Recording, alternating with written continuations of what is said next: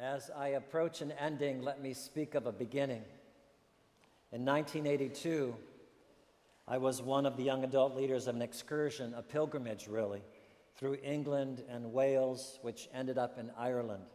With about 50 high school-aged young people, we created a musical based on the Eucharist with a high school girl playing the role of Jesus. This was long before there were women priests in England. And we visited Anglican churches and performed this musical. We stayed in parishioners' homes and eventually arrived 14 miles south of Dublin at Glencree, an old British Army barracks. Built in 1899, it was used later as an orphanage run by the Catholic Church. And by the time we were there, it was taken over by a nonprofit trying to raise money and trying to rebuild it as a peace and reconciliation center where victims of violence could come find respite, including young children from Northern Ireland's beleaguered urban areas. That trip was an amazing experience for me personally. It eventually played a large part in my becoming an Episcopal priest and standing here now. So I want to share with you this morning one of my experiences while at Glencree. I found England and Wales and Scotland and Ireland, of course, to be very spiritual places, very mystical. There's obviously a strong Celtic sense of the world of spirit, which preceded the introduction of Christianity that became subsumed into the developing Christian culture. One night at Glencree, something very spiritual happened to 3 young boys. They were out at dusk on their own, walking down a path near a stream, approaching a little grotto with a statue of the Virgin Mary. These are all over Ireland. These grottos, I'm not sure what exactly happened, but the boys later reported that they sensed something powerful about this statue, and they became afraid. They felt that the statue was beckoning them, calling them forward. And all 3 of them felt this, so much so that they were backing up into the stream almost, behind them. We learned about this when they fled the area and, being upset, were brought to some of the staff by other young people. They were basically terrified. One boy was speechless, as if in shock. Another was spewing out Bible verses. It was very strange and very real. We tried to find out exactly what happened and tried to comfort them. Thinking back on it, I realized that these boys were probably the most spiritually unsettled of the entire group. By that I mean they were unhappy, they were troubled, a bit outcast. They found each other. They all had lived through some tough stuff. One's father had actually been murdered by the Zodiac killer in San Francisco. They experienced some evil.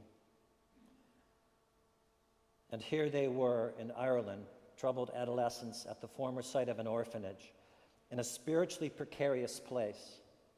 Celtic tradition would recognize the crossroads of a path and a stream at dusk, a place of boundary, of tension, of change between light and darkness, as a place where the other world, which was more real than this world, was very near.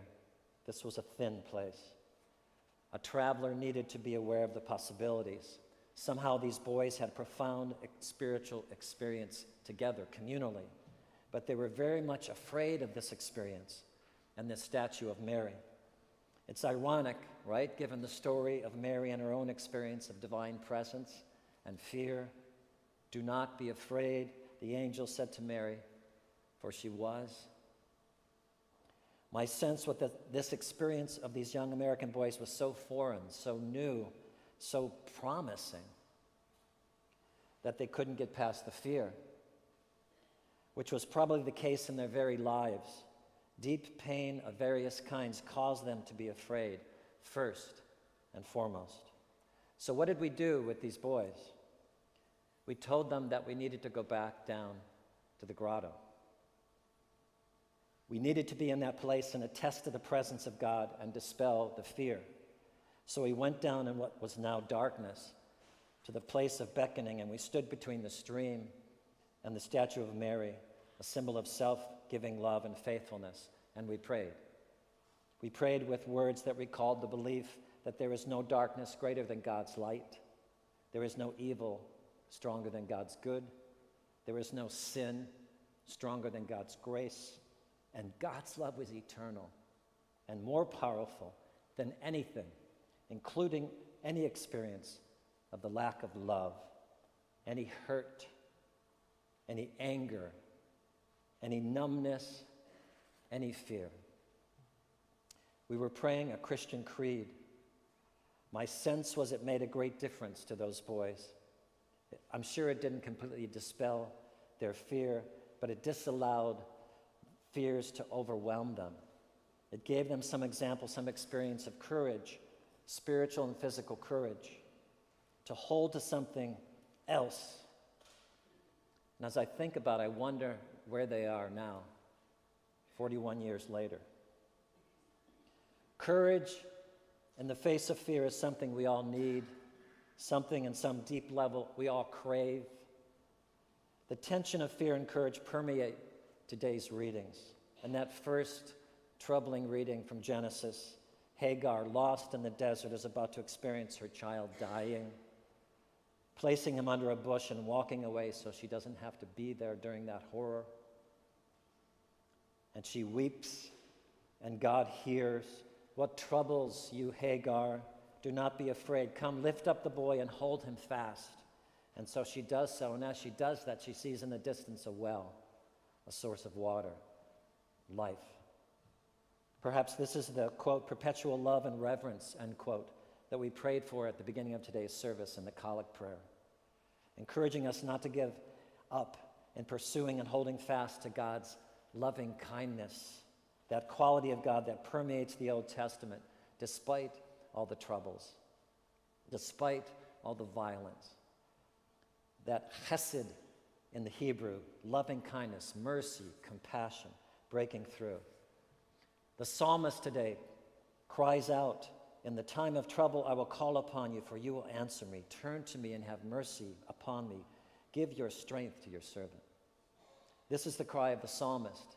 This is the tension and the dance of the prophets as they move between despair and hope. This is the message of Jesus. This is the tension of love. As we see in the gospel, Jesus is talking about the tension of choices, the tension of turning points, of our decision making, underlining our own free will to respond to the changes and choices that we face daily in our lives. How am I a disciple? Asked Jesus. How am I a teacher? How do I uncover my fears? Quote, have no fear, for nothing is covered up that will not be uncovered, nothing secret that will not become known. What I say to you in the dark, tell in the light. What you hear whispered, proclaim from the housetops. Do not be afraid. These are turning points. Jesus is not saying that it's silly to be afraid. We all know that there's many, many reasons for fear. Jesus is saying, do not let the fear overwhelm you. Do not get lost in the desert of anxiety and fear, the anxiety of tension. Do not let the darkness overcome the light. Even though the truth is hard, there is a resignation here, a yearning and a yielding for the truth, and a desire to remember that one is grace-filled. The men's breakfast group is reading a book about transitions. I didn't pick it. It's about a 40-year-old bestseller, Going Through Changes by William Bridges. And it's timely. It's about stepping back, trying to discern things. Reminds me of Hagar today, what does it say? She's a bow shot. She gets away from a bow shot distance from her child. And that's where she prays. And that's where she comes to come back and lift that child up. Jesus, in a sense, teaches us to walk away sometimes to step back in order to see things from a different perspective, like he often did when he went away to pray. In the Transitions book, Bridges lays out these three basic simple steps: an ending, a neutral time or place, and a new beginning. And the message is simply that you can't face the new until you face the old, right? Before you can make a new beginning, you have to look at where you've come from.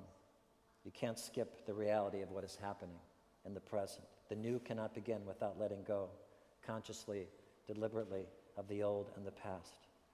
There are obvious Christian parallels here in our own theology. In today's epistle, St. Paul is talking about the atonement, the reparation of wrong in the life, suffering, and death of Jesus. He writes, "We have been buried with Christ by baptism into death, so that just as Christ was raised from the dead by the glory of the Father, so too we might walk with newness of life." In other words, indeed, our old selves were crucified with Christ in a spiritual sense. And there is that same promise of new life, that we are no longer, quote, enslaved by sin, because we are participating in this new sacred movement and following Christ and holding to that sacred path of sacrificial love, of giving. And St. Paul says, you also must consider yourselves dead to sin and alive to God in Christ Jesus. So what does this mean? I believe it means that God's unconditional love inspires us to love unconditionally, right? This is what Jesus means by placing our trust in God first before family, because if we place our trust in God, we love our family even more deeply.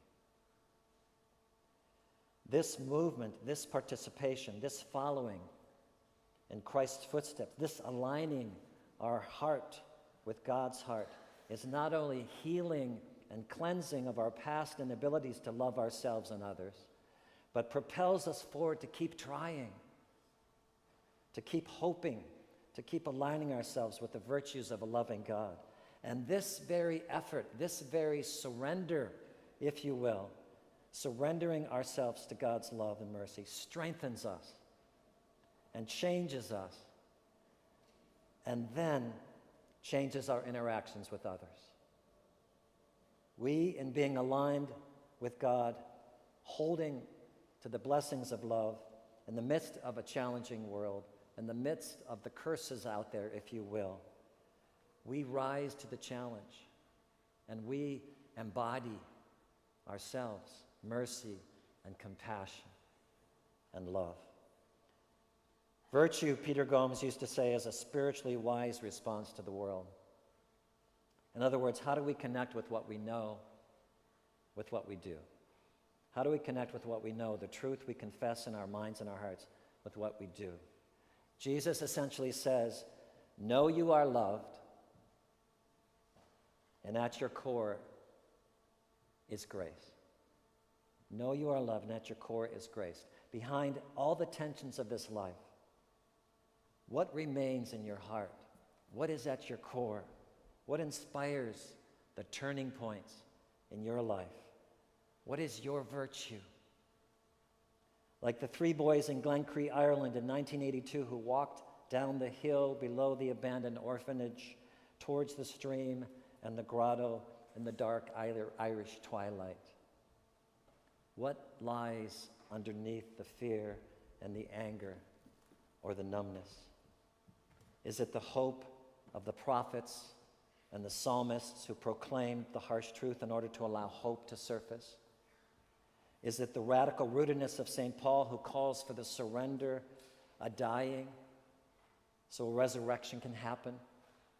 Is it Jesus' continuing encouragement to live into the promise of your soul, shaking us up and reminding us that love is more important than law, that people are more important than things, that justice is more important than personal safety, that healing is more important than cost, that salvation is more important than comfort, that reconciliation is more important than power or control?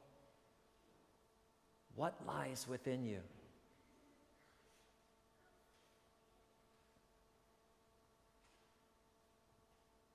Since I began today with an Irish story. I'm going to end with a Scottish tune from the Iona community, that wonderful community way on the west coast of Scotland, an island off of an island in that deep, dark, blue, mysterious sea. As a closing prayer.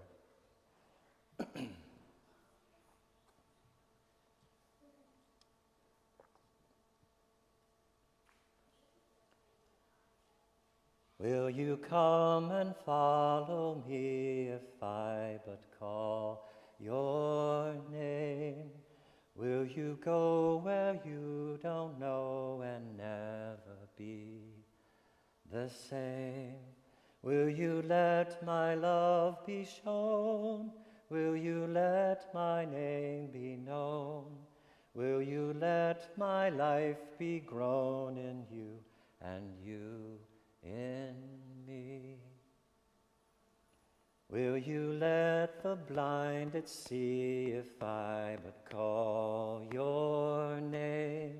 Will you set the prisoners free and never be the same? Will you kiss the leper clean and do such as this unseen and admit to what I mean in you and you in me? Lord, your summons echoes true when you but call my name. Let me turn and follow you and never be the same. In your company I'll go, where your love and footsteps show. Thus I'll move and live and grow in you and you in me. May it be so. Amen.